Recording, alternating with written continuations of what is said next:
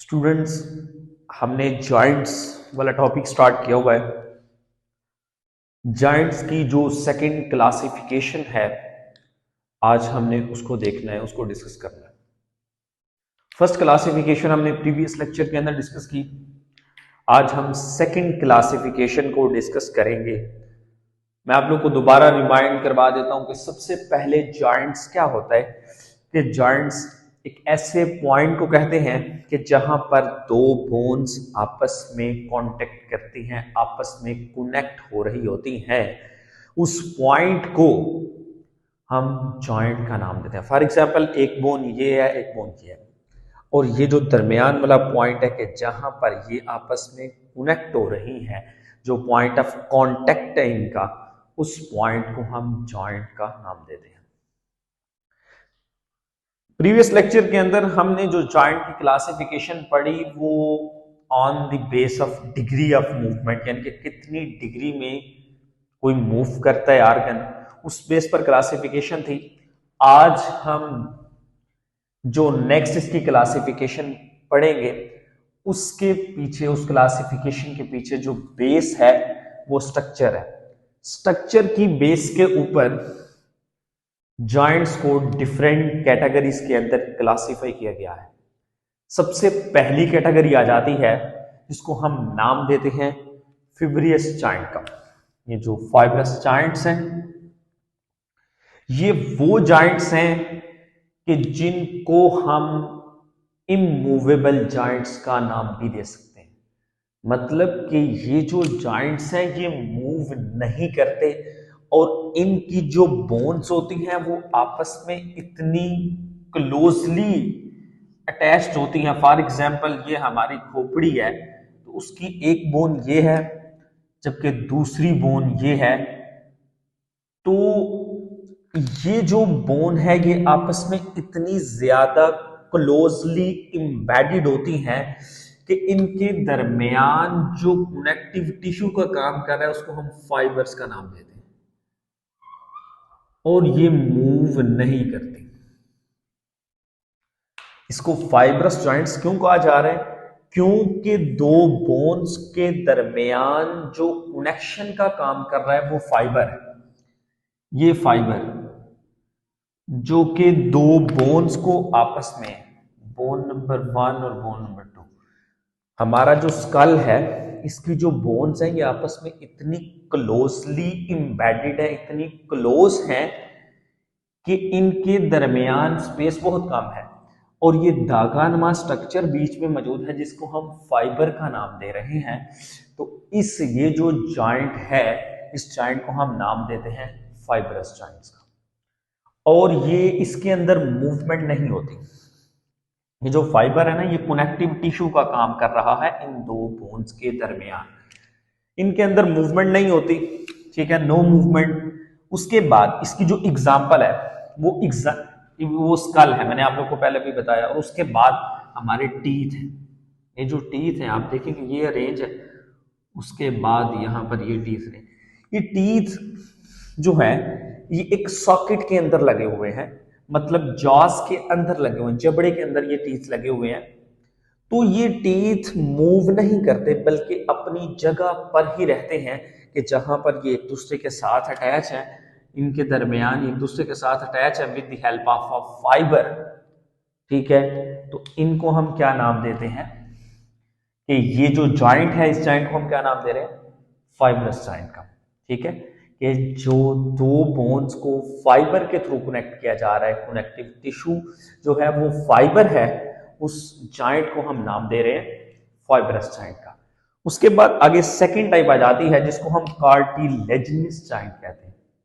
आपको पता है cartilage soft form of bone है, मतलब कि जो सॉफ्ट फॉर्म ऑफ बोन है, कि जिसको बोन को हम बेंड नहीं कर सकते, लेकिन बोन की जो सॉफ्ट फॉर्म है जिसको हम कार्टिलेज कह रहे हैं, उसको हम बेंड कर सकते हैं। जिस तरह हमारे ये कान है तो ये कार्टिलेज के बने हुए हैं और इसको हम बेंड कर सकते हैं, लेकिन हम बोन को बेंड नहीं कर सकते। अब ये जो कार्टिलेजिनस जॉइंट्स हैं, इनके अंदर जो जब दो बोन्स ग्रो कर रही होती हैं, फॉर एग्जांपल एक ये बोन है दूसरी ये बोन है। तो ये जब बोन्स ग्रो कर रही होती हैं तो इनके दरमियान एक कार्टिलेज पाया जाए, हाइलाइन कार्टिलेज। वो बोन्स के वो बोन्स के जो ग्रो कर रही हैं और उनके दरमियान हाइलाइन कार्टिलेज पाया जा रहा है, उसको हम नाम देते हैं कार्टिलेजनियस जॉइंट का। और ये जो जॉइंट्स हैं इनके अंदर बिल्कुल थोड़ी सी मूवमेंट पाई जाती है या पाई जाती ही नहीं, ना होने के बराबर इसके अंदर मूवमेंट पाई जाती है। लेकिन हम ये भी नहीं कह सकते कि बिल्कुल ही नहीं पाई जाती, इसके अंदर मूवमेंट होती है लेकिन बहुत थोड़ी होती है, स्लाइट मूवमेंट इसके अंदर पाई जाती है। अब आपने देखा होगा कि हमारे ये जो रिब्स हैं ये यहां पर आकर स्टर्नम वाली बोन के साथ कनेक्ट है। तो जब ये कनेक्ट होती है ना स्टर्नम वाली बोन के साथ, तो उससे पहले एक कार्टिलेज आता है, वो जो फाइब्रस कार्टिलेज है जो कि इन वर्टिब्रा के दरमियान पाया जाता है, जो कि स्टर्नम के साथ कनेक्ट हो रही है। तो वहां पर ये जो जॉइंट पाया जाता है, फॉर एग्जांपल समझने के हमारी स्टर्नम है, ठीक है, और ये पीछे वर्टिब्रल कॉलम है। तो यहां से आकर ये कनेक्ट कर रहा है, यहां से इस तरह ये रिब्स आकर कनेक्ट कर रही है। तो ये जो स्टर्नम वाले रीजन पर आकर कनेक्ट कर रही है, तो यहां पर कार्टिलेज पाया जाता है। और ये जो जॉइंट है, इस जॉइंट को हम नाम देते हैं कार्टिलेजनियस जॉइंट का, ठीक है। उसके बाद जो कॉक्सल बोन है, ठीक है, मतलब कि जो पेल्विक वाले रीजन के अंदर जो हमारी हिप बोन है, ठीक है, ये जो हिप बोन है ये भी मीट कर रही है पेल्विक के साथ with the help of cartilage. और इस जॉइंट को भी हम क्या नाम दे रहे हैं, कार्टिलेजनियस जॉइंट, के जिसके दरमियान जो कनेक्टिव टिश्यू है वो कार्टिलेज के तौर पे एक्ट कर रहा है और स्लाइट मूवमेंट पाई जाती है। उन जॉइंट्स को हम नाम देते हैं कार्टिलेजनियस जॉइंट्स का। उसके बाद लास्ट पर आ जाता है synovial joints. Synovial joints basically वो जॉइंट्स हैं कि जिनके अंदर साइनोवियल फ्लूइड पाया जाता है। अब ये देखें, सपोज के एक बोन ये है, एक हमारे पास बोन ये है और एक बोन ये है, ये दोनों बोन्स आपस में कनेक्टेड है। अब ये जो दोनों बोन्स हैं ये आपस में कनेक्टेड है with the help of a fluid. एक इनके दरमियान एक फ्लूइड पाया जा रहा है, उस फ्लूइड को हम नाम देते हैं साइनोवियल फ्लूइड का। ये जो पानी की तरह का यहाँ पे फ्लूइड पाया जा रहा है, ठीक है, उसको हम क्या नाम दे रहे हैं, साइनोवियल फ्लूइड का। अब इसका फंक्शन क्या है, ये क्यों पाया जाता है दो बोन्स के दरमियान? फ्रिक्शन को रिड्यूस करने के लिए ये फ्लूइड दो बोन्स के दरमियान पाया जाता है। अगर ये डायरेक्टली अटैच होती और मूव करती तो दोनों बोन्स के जो किनारे थे वही आपस में जो है वो रब कर करके तो किनारे ही खराब हो जाते। लेकिन इन दोनों बोन्स के दरमियान फ्लूइड पाया जाता है ताकि उनके जो किनारे हैं, जो फ्रिक्शन है उसको कम किया जा सके और बोन जो है वो अपनी ओरिजिनल कंडीशन में ही रहे। और ये जो साइनोवियल जॉइंट होता है, इसको साइनोवियल जॉइंट इसलिए कहा जा रहा है क्योंकि इसके दरमियान साइनोवियल फ्लूइड पाया जाता है। ये एक मेम्ब्रेन के अंदर पाया जाता है, इस मेम्ब्रेन को हम नाम देते हैं साइनोवियल मेम्ब्रेन।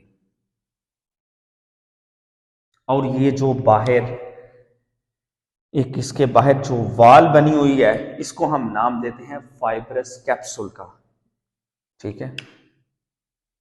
ये जो वाल बनी हुई है इस वाल को हम नाम दे रहे हैं फाइब्रस कैप्सूल का। एक कैप्सूल शेप है ना, इसलिए हम इसको नाम दे रहे हैं फाइब्रस कैप्सूल का। फाइब्रुल कैप्सूल के बिल्कुल अंदर वाली साइड, इंटरनल साइड में साइनोवियल मेम्ब्रेन होती है और साइनोवियल मेम्ब्रेन के अंदर साइनोवियल फ्लूइड होता है और उसका काम क्या है, फ्रिक्शन को रिड्यूस करना। और ये जो दो बोन्स के दरमियान जॉइंट पाया जाता है जिसमें साइनोवियल फ्लूइड मौजूद होता है, उस जॉइंट को हम नाम देते हैं साइनोवियल जॉइंट का। साइनोवियल जॉइंट्स की आगे दो टाइप्स हैं जो आप लोग के सिलेबस के अंदर दी हुई हैं, जिसको हम नाम देते हैं बॉल एंड सॉकेट जॉइंट और उसके बाद हिंज जॉइंट। लास्ट टाइम हमने प्रीवियस लेक्चर के अंदर जब हमने फ्रीली मूवेबल जॉइंट्स पढ़े तो उसके अंदर मैंने बॉल एंड सॉकेट जॉइंट को आपको डिटेल से समझा दिया था, हिंज जॉइंट को भी समझा दिया था, लेकिन मैं दोबारा इसको रिपीट कर देता हूं कि बॉल एंड सॉकेट जॉइंट ये इस तरह का जॉइंट है कि जिसके अंदर समझ लें कि ये एक बॉल है और ये एक सॉकेट बनी हुई है, ये एक सॉकेट बनी हुई है और ये एक बॉल है, ये इसके अंदर आ जाता है और ये तमाम डायरेक्शंस के अंदर रोटेट कर सकता है। ये जो बॉल है ना, इस सॉकेट के अंदर तमाम डायरेक्शंस के अंदर रोटेट कर सकता है। इसकी एग्जांपल जो है वो हमारा ये जो शोल्डर जॉइंट है, ये इसकी एग्जांपल है। ठीक है कि हमारी ये देखें कि अब हम अपना जो आर्म है, जो अपना बाजू है, उसको तमाम डायरेक्शंस के अंदर 360 के एंगल के ऊपर तमाम डायरेक्शंस के अंदर रोटेट करवा सकते हैं। तो इसको हम नाम देते हैं बॉल एंड सॉकेट जॉइंट का। इसके अंदर जो पेयर ऑफ मसल्स होते हैं वो एक दूसरे के परपेंडिकुलर होते हैं। ठीक है, अब ये देखें एक मसल ये है जबकि दूसरा मसल इस तरफ है, तो ये 90 के एंगल पर है। तो ये पेयर ऑफ मसल जो है वो किस तरह से होंगे, हम इसको नाम देंगे कि इसके अंदर ये जो हिप जॉइंट है और ये जो शोल्डर जॉइंट है, ये दोनों ही बॉल एंड सॉकेट जॉइंट की एग्जांपल है। और इसके अंदर जो मसल्स, पेयर ऑफ मसल्स होते हैं वो 90 के एंगल के ऊपर होते हैं। उसके बाद आगे रहता है हिंज जॉइंट। हिंज कहते हैं कब्जे को। ठीक है, मतलब दीवार और जो दरवाजे का कब्जा होता है। अब देखेंगे यहाँ पर अगर हम इस बाजू की तरफ देखें, हमारा ये जो एल्बो जॉइंट है ये दो डायरेक्शंस के अंदर सिर्फ मूव कर सकता है, फॉरवर्ड और बैकवर्ड। इस तरह हम दरवाजा बंद कर सकते हैं या खोल सकते हैं। कब्जा जब लगा हो दरवाजे के साथ तो हम दरवाजा बंद कर सकते हैं या खोल सकते हैं, उसको ऊपर नीचे इधर उधर कोई नहीं कर सकते। ठीक है, इसी तरह हम इसको टू डायरेक्शंस के अंदर मूव करवा सकते हैं, तो इसको हम नाम देते हैं हिंज जॉइंट्स। इसके अंदर जो मसल्स होते हैं ना वो सिंगल प्लेन के अंदर होते हैं। ठीक है, इसको मैंने डिटेल से आप लोग को उधर इसका समझा दिया था। और ये सिर्फ 180 के एंगल के ऊपर रोटेट कर रहे होते हैं, टू डायरेक्शंस के अंदर, फॉरवर्ड और बैकवर्ड मूवमेंट इसके अंदर होती है। उसके बाद आगे रहता है सैडल जॉइंट। ये जो सैडल जॉइंट है ये बेसिकली हमारा ये जो थंब है ना, अब ये देखें ये जो कार्पो मेटाकार्पल जॉइंट ऑफ थंब, इसकी एग्जांपल है कि ये डिफरेंट डायरेक्शंस के अंदर इस तरफ, ये इस तरफ, ये जो जॉइंट है कि जो डिफरेंट डायरेक्शंस के अंदर मूव कर रहा है थंब का, इसको हम नाम देते हैं सैडल जॉइंट का। उसके बाद आगे रहता है ग्लाइडिंग जॉइंट्स। ठीक है, कि ये वो जॉइंट है कि जिसके अंदर जो joint between articulation surface of vertebra, कि जो वर्टिब्रल कॉलम होती है ना हमारी, अगर हम इसको ड्रा करें यहाँ पर, सपोज कि ये वर्टिब्रल कॉलम की ये एक है, एक वर्टिब्रल, ये सारी, तो इनके दरमियान ये आपस में थोड़ा बहुत इधर उधर मूव कर सकते हैं। ठीक है, तो ये जो आपस के ऊपर ग्लाइड करते हैं ना एक दूसरे के ऊपर, इस जॉइंट को जिसके अंदर बोन्स के दरमियान आपस में थोड़ी बहुत स्लाइडिंग होती है, ग्लाइडिंग होती है, उसको हम नाम देते हैं ग्लाइडिंग जॉइंट्स का। अब देखें कि हम इस तरह बेंड कर सकते हैं, इस तरह बेंड कर सकते हैं, बैकवर्ड बेंड कर सकते हैं, तो इसके अंदर थोड़ी बहुत जो ग्लाइडिंग होती है ना जॉइंट के दरमियान, बोन के दरमियान, उस वाले जॉइंट को हम नाम दे रहे हैं ग्लाइडिंग जॉइंट का।